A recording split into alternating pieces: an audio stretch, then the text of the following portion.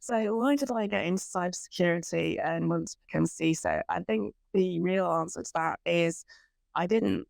I fell into it. You know, a lot of people. I was even just yesterday on LinkedIn. There was that back and forth question about, who should be a CISO? Should they be technical? All of that stuff. I came up through the IT side of things and project management, service transformation. And it was after a diagnosis of breast cancer when I had to have treatment out for a year. I came back and I didn't want to do the sort of boring IT stuff I'd been doing. I wanted something different, but more impactful. And the director of corporate services, they said, "Oh, well, there's something called a data classification role if you're interested." Like, data classification? No, sounds boring as hell, quite frankly. And then about 2 weeks later, their boss came and took me out for lunch and explained it's actually about protecting people's data. This is in a local authority, so there's lots of different types of sensitive services and sensitive data. And I was like, oh, I'd never really thought of it that way. And so that's kind of what then triggered me starting to research more about the field. And sort of eventually I said, yeah, okay. And he was like, I'll take a risk on you if you take a risk on me. In terms of how I then when did I sort of want to become a CISO? When I kind of fell in, because it was establishing cybersecurity from the ground up in a greenfield, I was already effectively leading cybersecurity programs right from the outset, which is probably a little bit unusual for some, but very common for lots of others, where you come in from a sort of smaller organization where you wear many hats versus some of the large organizations where you go in, you do one particular discipline within cybersecurity, and that's it. So from that point of view, it was great because I love learning lots of different things. I got to wear different hats. I got to learn so much, which means that, I'm quite T-shaped, generalist and deep in some areas. So, as I say, I like leading programs and inspiring people to do things. I like the across organization element of being a CISO because you are able to see patterns and things and join the dots, which other roles don't get to do in the same way. And I think that's where a lot of the value comes as well, especially when you're working closely with, say, legal, procurement, etc.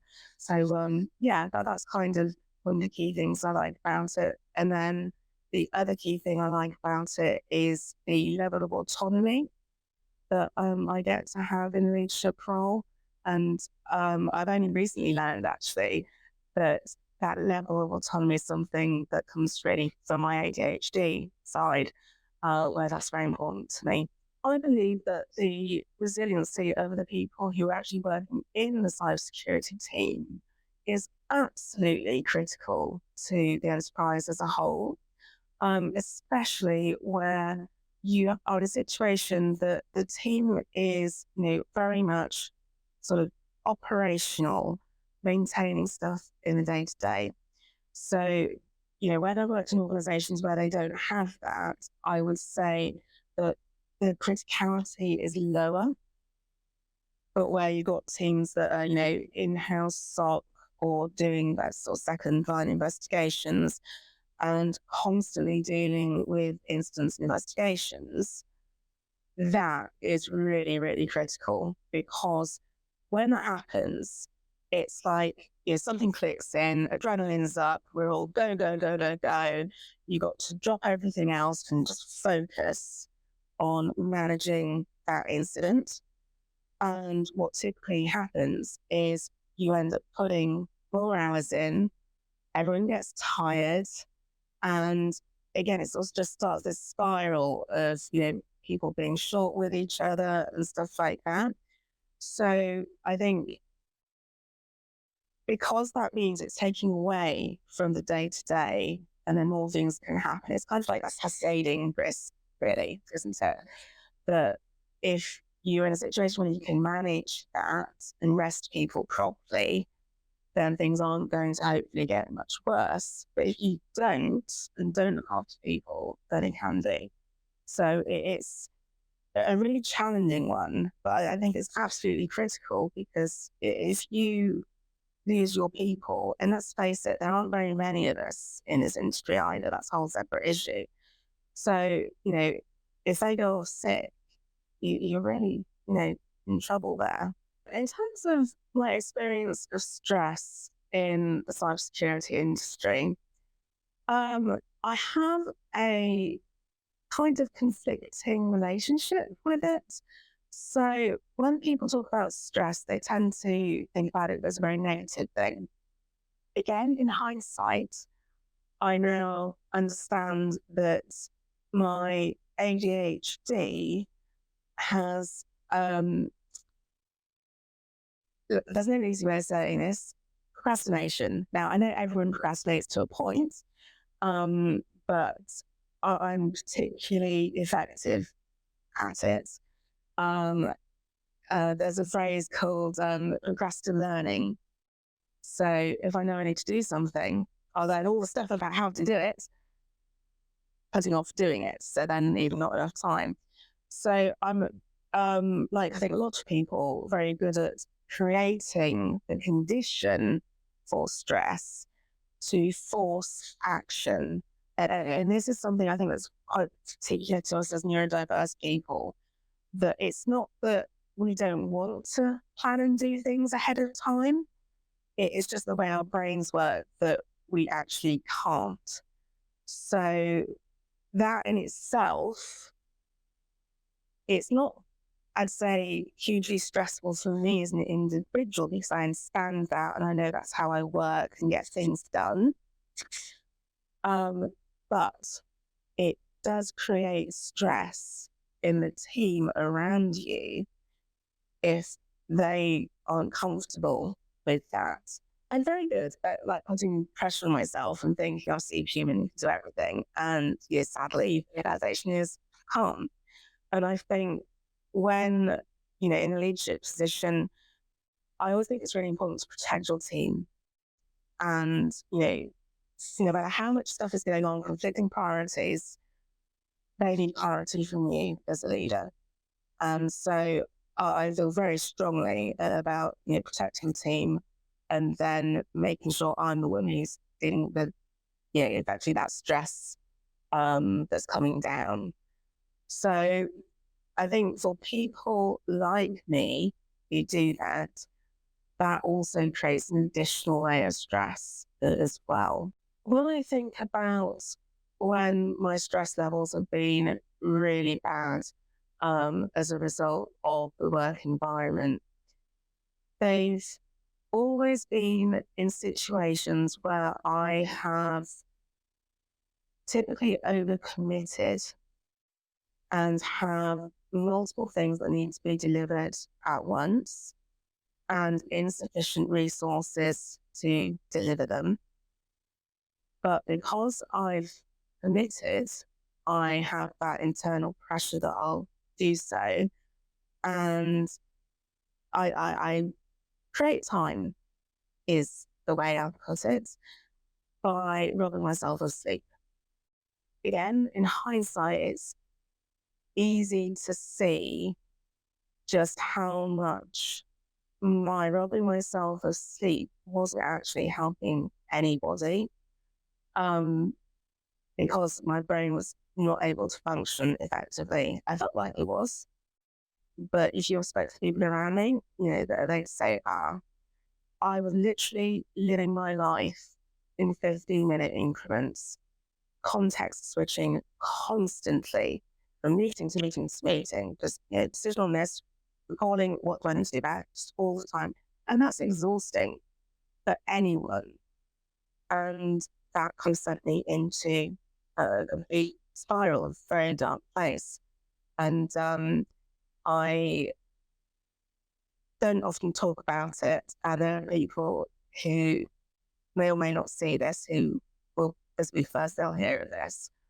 I was in a very bad state. I was seeing a counselor, well, before the council actually, I was stood at the train station, and I remember lots of people around, but standing near the edge and thinking it'd be really easy just to step off and it'll be done. And that triggered me to go to my GP, and they put a referral in for me to get some counselling. So I started down the road of cognitive behaviour therapy. And it was helpful in helping me understand a bit more about why I was reacting to things in the way I was, and gave me some techniques to try and manage it better. But unfortunately, it didn't really help me with the guilt that I felt. I think it was the strongest overriding emotion, that guilt that just letting everyone down. And it would be much easier for everybody. They'd be better off if I wasn't here. I can't tell you what the moment was that I kind of was like, I need to come out of this. This would not be good for, forget work, but my husband, my family, So that slowly I started sort of pulling myself out. The fact that my doctor signed me off, I think it was about 3 months at that time, 6 weeks of that, helped me kind of refocus on what's important, and sense myself. And the organisation I was working with at the time, they were very good about a phased return to work, and that was very supportive. They also recognised that I'd been trying to do too many people's jobs, and they split my job in half. So that was great. That brought somebody in, so that really helped. But the one thing I promised myself out of that instance was, if I ever get that bad again, as much as I love this place, I have to leave. I cannot do that to myself and my family again. Yeah. So that was a difficult time.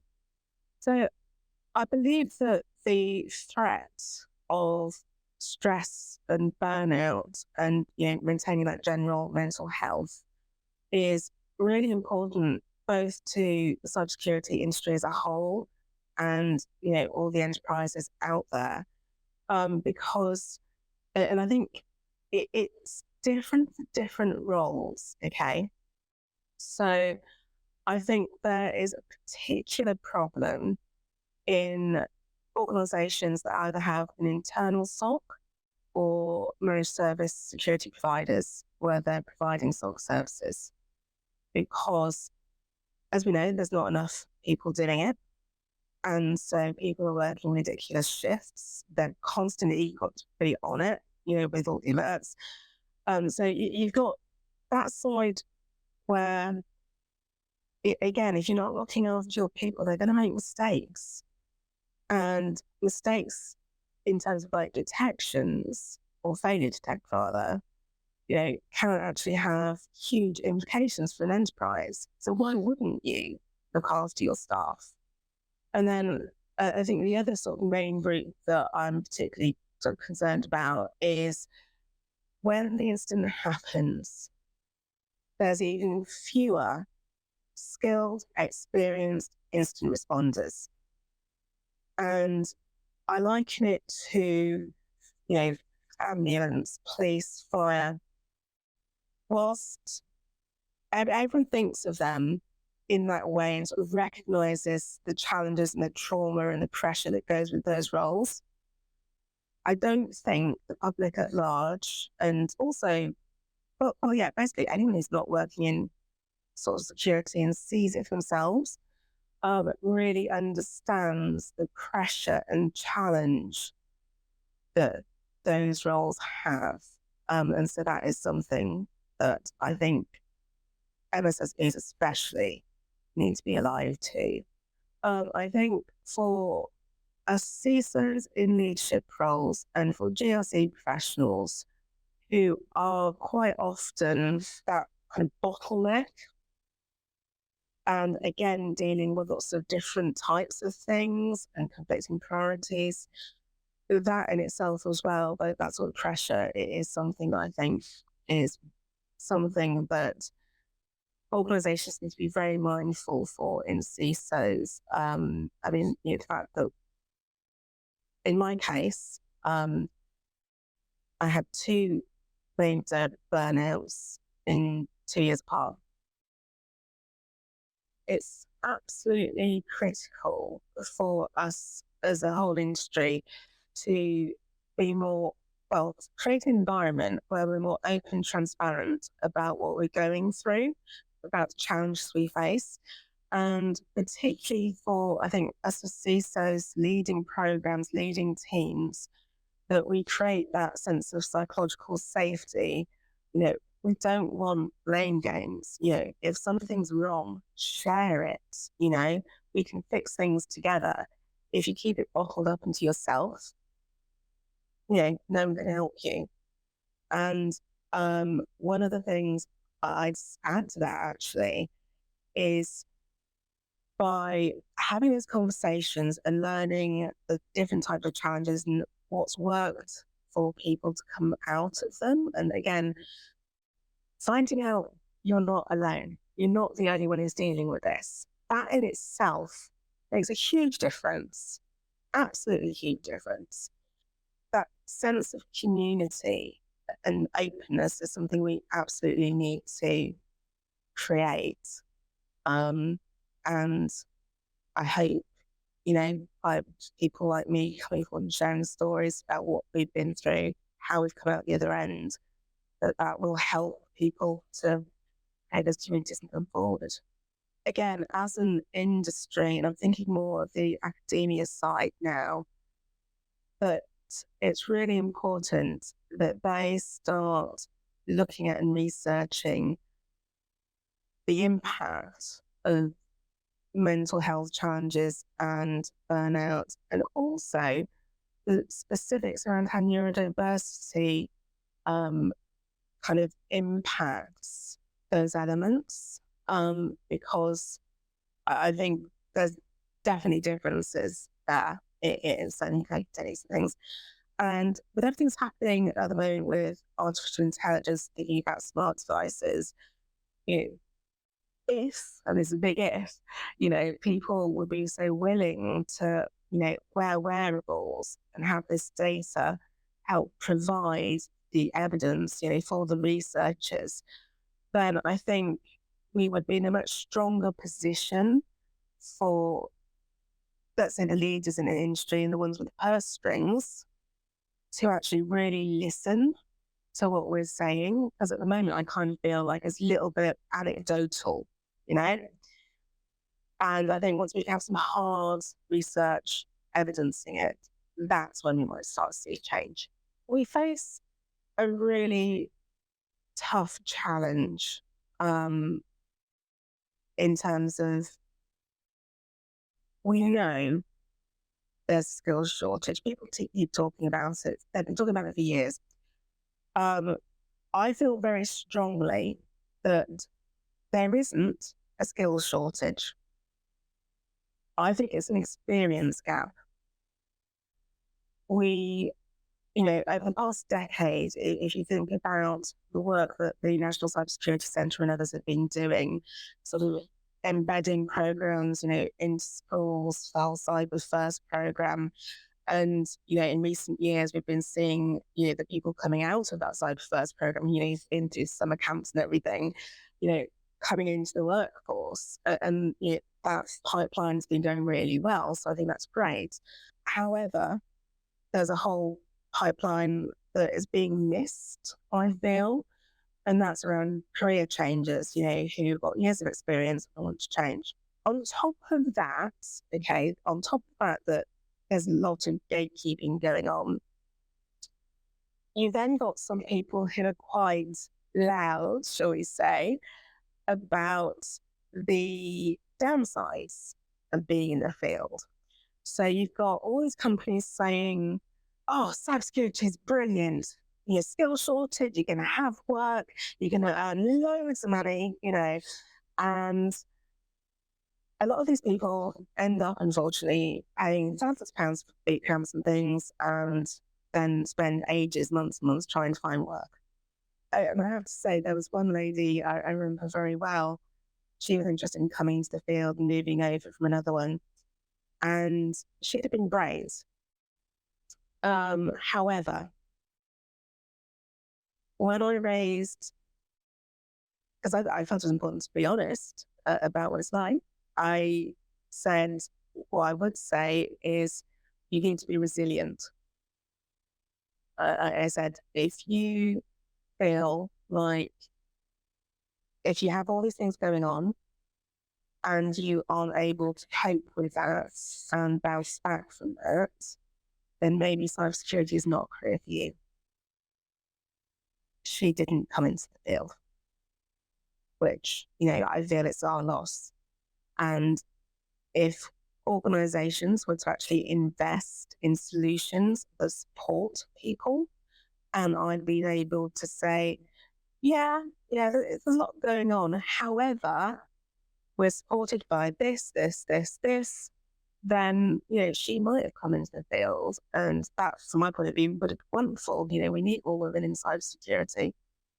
I imagine for many people, they might think, given everything I've been through in my journey, burning out 2 years apart, the suicidal ideation, just all the challenges, people would think, why are you still doing this, Michaela? And, I know, unfortunately, in the UK, women are leaving the field for all sorts of various reasons. Why am I still in this field? And the answer to that is just, I love it. The attackers out there are so creative in what they do and how they figure out how to do things. And yeah, I just think it's wonderful. Well, also that's not wonderful, don't get me wrong. But the variety that we get to deal with. And I don't think there are many professions that kind of need that need that I have. So for me, it's just, best field in the world from that point of view. It's like, why wouldn't I? So I am a very tenacious person. It takes a lot to put me off something. Yeah, maybe it's not for everybody, but I think for people who want to make a real difference, the world wants technology, and it's only going to, do more of that. We need more people in the field to help do that. And yeah, I just think people from diverse backgrounds need to be able to get into this field and help make a difference. But that's what we need to see.